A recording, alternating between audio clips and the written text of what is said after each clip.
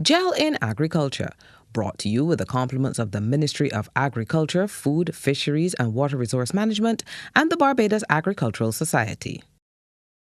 Grow well, eat well, live well, right here in BIM. Grow well, eat well, live well. A program committed to sharing with you all of the developments in agriculture right here in Barbados. On today's edition, we're going to tell you about how we're revolutionizing the way we train and certify people in agriculture through a program called Impact, and that's being done in association with IICA, the Inter-American Institute on Cooperation for Agriculture. We're also going to talk to you about permaculture. If you don't know what that is, you definitely want to stick around to hear more about it.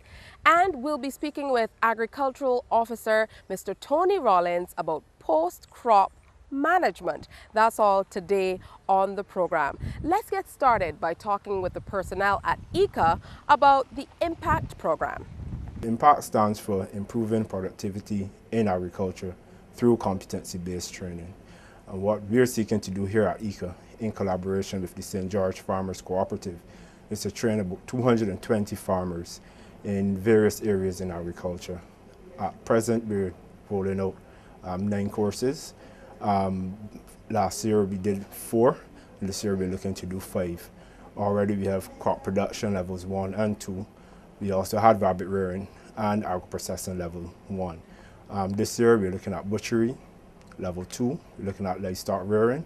We're also looking at agro-processing levels 2 and 3, as well as tree crop farming. The Impact project aims to roll out 9 brand new CVQs in agriculture in 6 different occupational areas, including butchery, agro-food processing, crop production, rabbit rearing, livestock rearing, and I'm sure I'm forgetting at least one, but you get the idea. 9 new CVQs, 6 areas. So what we've done, the St. George Farmers Co-op, they worked with us and they sat with us, went through some of the gaps that some of their members, their membership have in terms of agripreneurship, and some of the areas that they would like to strengthen, some of the areas they'd like to diversify, and based on their needs and based on what they told us, we were able to develop the project and to come up with the 6 areas for which they would like to seek training and certification. Well, this project is actually unique to Barbados. IICA would have done its research over the years, and all the courses would have been developed because of the need by the farmers, associations, and not only the farmers but also persons in the industry. For example, persons in the retail industry, in the supermarkets and so on, who would have butchers working for them, persons in agro-processing. So what we've done, we've looked at the various areas. We've also looked at what is available in terms of training.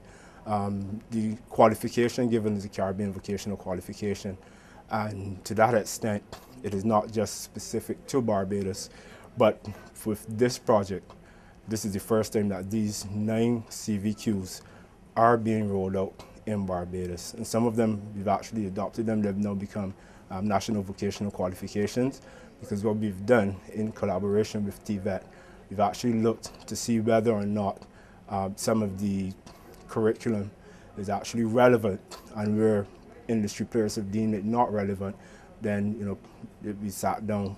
TVET has had a proposal and actually rewritten parts of the curriculum to suit Barbados. IICA is managing the Impact project. What this means is that we are now a certified center, and we offer the CVQ in the 9 areas which we discussed with St. George Farmers Co-op. So we administer the training, right? We provide the expertise, the professional expertise in all the different areas, again working with other partners to do so. And with one of our main strategic partners in terms of the certification is the TVET Council. In partnership with TVET Council, once we provide the training, the TVET Council provides the support in terms of assessments and certification. So we are really the training agency, the lead training agency, and as an assessment center approved by TVET, with TVET we are able to offer the certification, the CVQs in all the different areas that I mentioned. We're at the agricultural station in St. Andrew once again with John Vaughn, who is the officer in charge. And we've been hearing a lot about the IMPACT program, which is a CVQ, MVQ program that permits people to get qualifications in agricultural practices. All right, so tell me all about the one that speaks specifically to rabbits. Well, right now we're doing a CVQ, that's a Caribbean Vocational Qualification, in rabbit rearing level 2. Okay, let's see the rabbits. Rabbit rearing. And are these rabbits reared primarily for meat? Yes, please, they are reared for meat.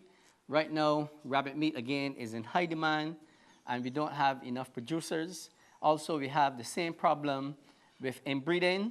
So therefore, we introduced a new breed called the New Zealand Red. Okay, and show we're me the the first New Zealand people Red. that have had the New Zealand Red. You normally have New Zealand White, Californian, Flemish Giant. What's the difference with the New Zealand Red? What are The New some Zealand of Red the good properties? It's a faster growing rabbit. It's a heavier rabbit. Therefore, if we cross these bucks with the Californian and the New Zealand White, those, you get a bigger rabbit, a faster growing rabbit, and you get more meat at slaughter.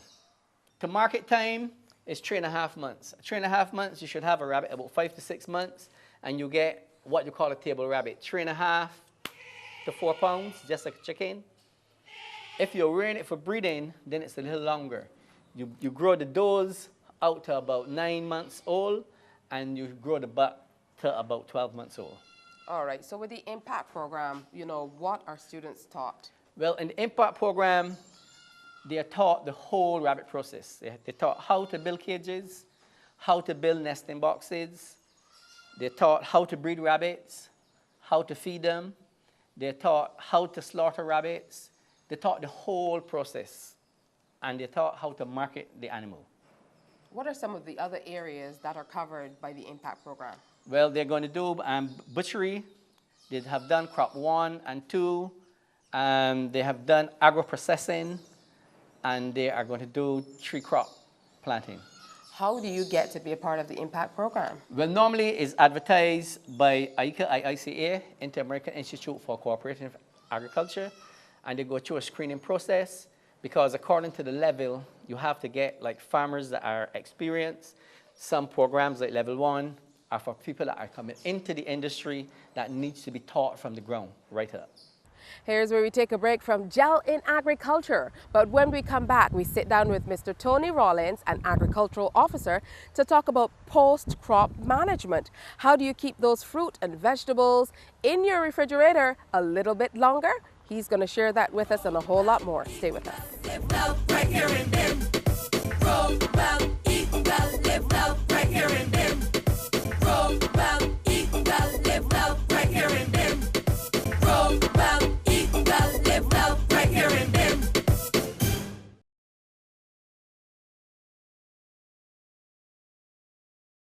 Grow well, eat well, live well, right here in Bim. Grow well, eat well, live well, right here in Bim. Grow well, eat well, live well, right here in Bim. Grow well, eat well, live well, right here in Bim. First of all, for people who don't know, what is post-harvest management? Basically, post-harvest management will be the handling of the produce after it has been, immediately after it has been harvested by the farmer.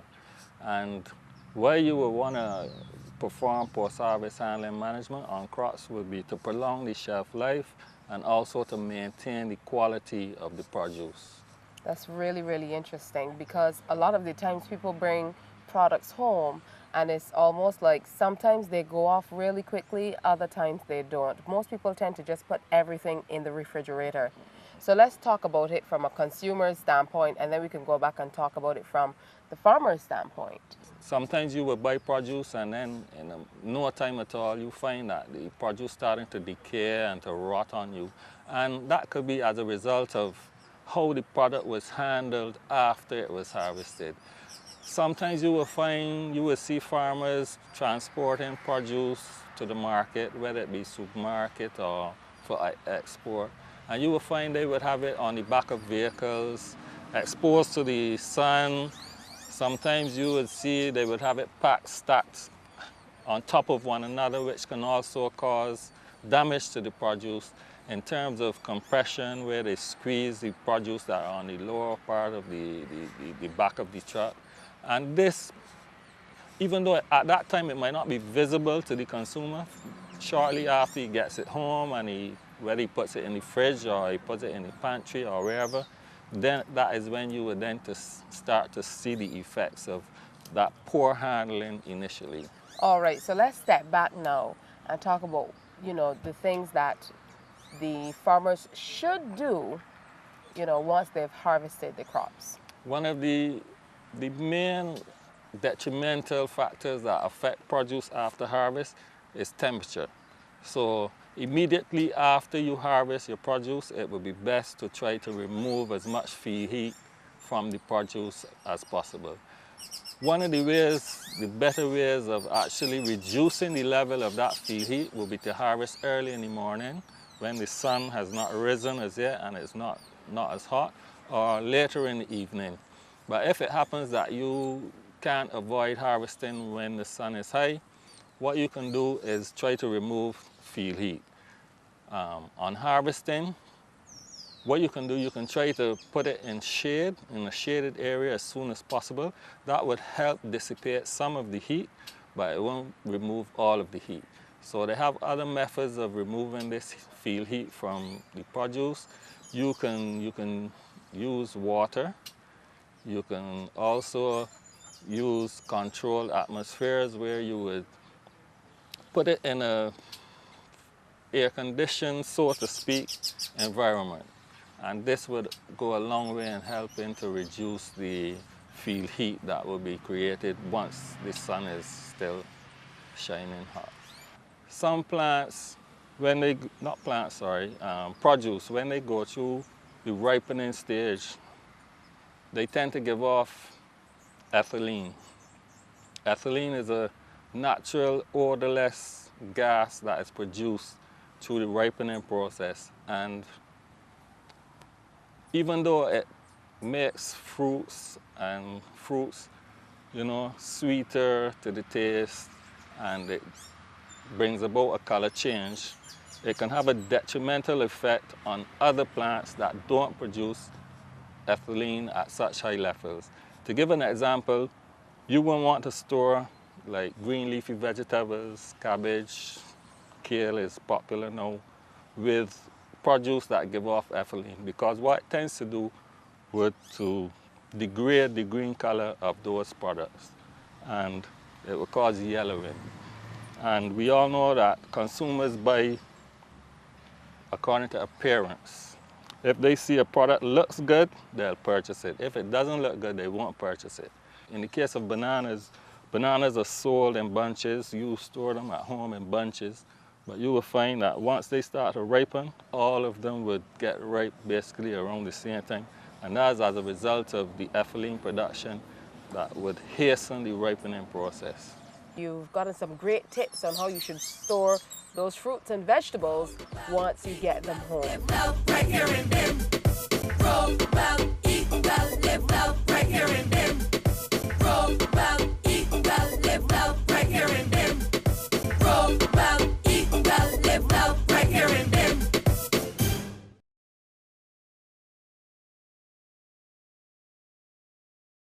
Grow well, eat well, live well, right here in BIM. Grow well, eat well, live well, right here in BIM. Grow well, eat well, live well, right here in BIM. Grow well, eat well, live well, right here in BIM. You've heard the campaign, Grow Well, Eat Well, Live Well, right here in BIM. Well, now we are sharing the details in agriculture with you about what's going on right here in Barbados. So the big question is, how much do you know about permaculture?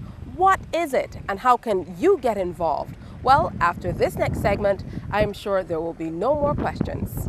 The Permaculture Research Institute as well is a partnership with the Ministry of Agriculture and the Global Environmental Facility of the Small Grants Program implemented by the United Nations. We have been given 15 acres of land to demonstrate permaculture, how effectively the design science is applied to the landscape to maximize food security.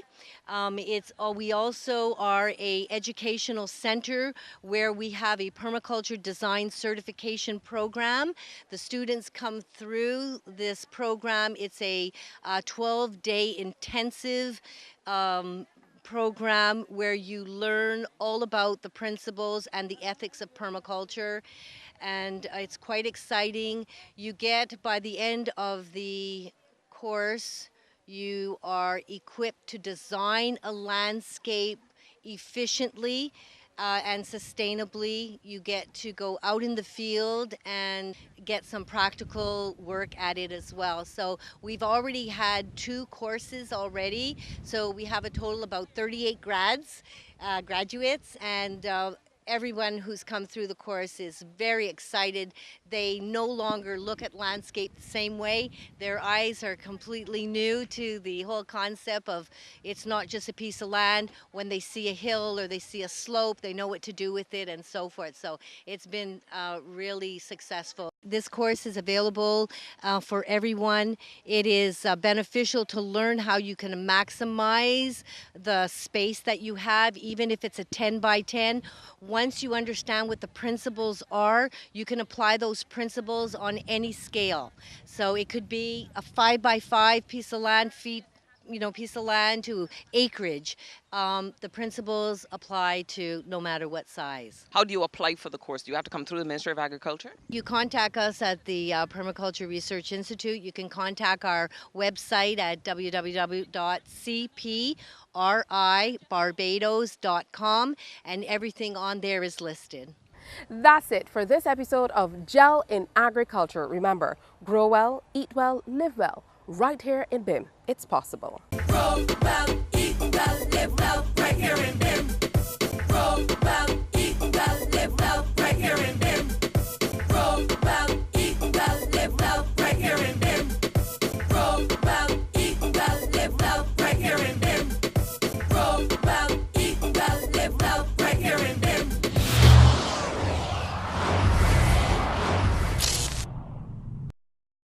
Gel in Agriculture, brought to you with the compliments of the Ministry of Agriculture, Food, Fisheries and Water Resource Management and the Barbados Agricultural Society.